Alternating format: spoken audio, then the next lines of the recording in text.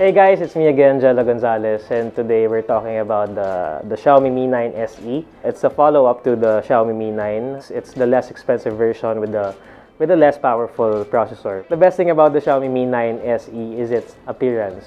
It's one of the, if not the most sophisticated looking phone in its price range.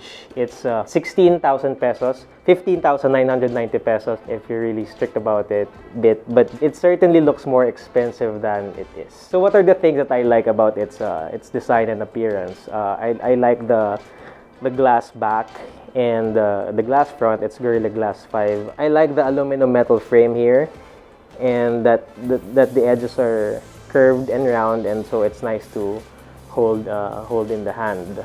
I really like the triple camera array here also, which one of the lenses has this silver thing bordering around it, and I think that's a nice design cue to make it look a little bit more sophisticated, so that it doesn't look as boring as it could have been, as plain as it could have been without that.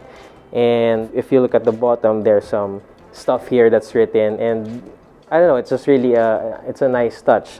You can see the Mi branding, and it says designed by Xiaomi, which, you know, they should be proud of. They put out a really good looking phone with the Mi 9 SE. One thing that I love about this phone too is that it's smaller than most phones now. It has a 5.97-inch screen, and you know, most phones go for the big screen experience nowadays, and it makes sense. People like watching Netflix or YouTube and playing their games on the big screen.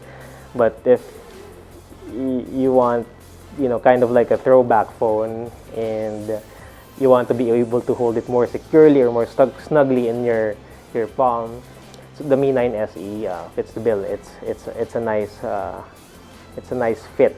Okay, while we've said that appearance is really one of the key pillars for the Mi 9 SE, one other thing you will like about it is that it has a very capable processor in the Snapdragon 712.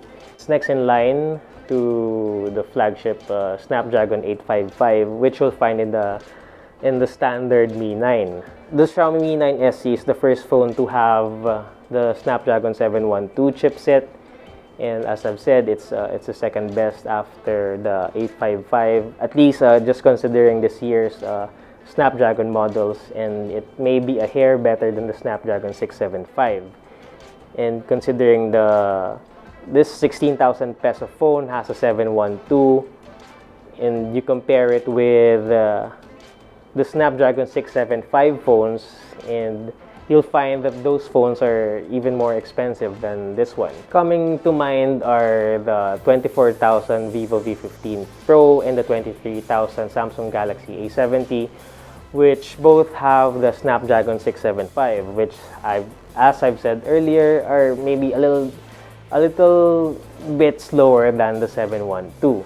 You know, 24,000, 23,000 compared to this 16,000 Xiaomi Mi 9 SE. That's a big price difference, and that's why you may want to consider the Mi 9 SE if you're looking for bang for buck, and you're particularly looking at processor and performance. The Xiaomi Mi 9 SE is not without competition though. There's the recently released Realme 3 Pro, which is 3,000 pesos cheaper than the Mi 9 SE, while still having a Snapdragon 710 processor.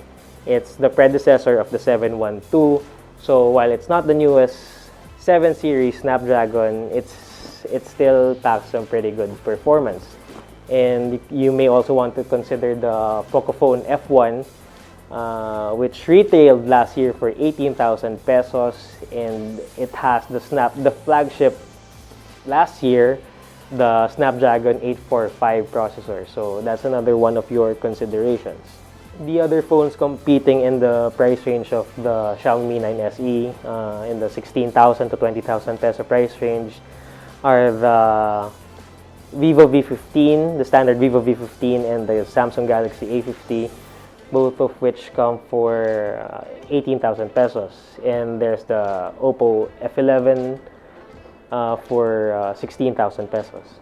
Now, probably one of the weakest points for the Xiaomi Mi 9 SE is its battery. It's rated at 3,000 70 mAh, which is actually the lowest rated battery in this price range, and maybe even across the board. Most of the phones you get now are 3,500 up, and that certainly leaves some room for anxiety, for socket anxiety. You'd be out in the field and you'd be trying to look for where you can plug in your phone. It's certainly something to consider if you're always out in the field and you don't always have access to a socket. If you're a heavy multimedia user, you may also want to think about the Xiaomi Mi 9 SE carefully because of the small screen and the small battery. There are better phones for watching movies and YouTube videos out there.